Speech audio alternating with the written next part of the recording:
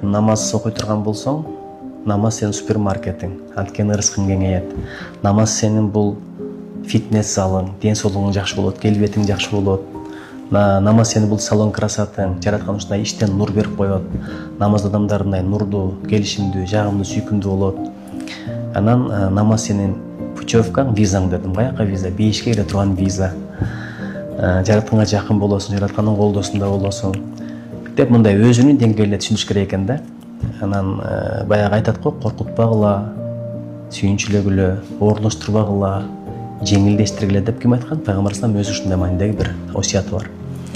Анан экинчиден өзүбүздүн жашоодо болуш керек экен да. Өзүңдүн жашооңдо болбой туруп айтсаң, эч качан сөзүң өтүмдүү болбойт. Сени мечитке барганыңды көрбөсө, намаз окуганыңды көрбөсө, зикир кылганыңды көрбөсө, Куран окуганыңды көрбөсө, билбейм бир таалим китептерин окуп атканыңды көрбөсө, адебиңди көрбөсө, анан бала кантип сенин сөзүңдү угат?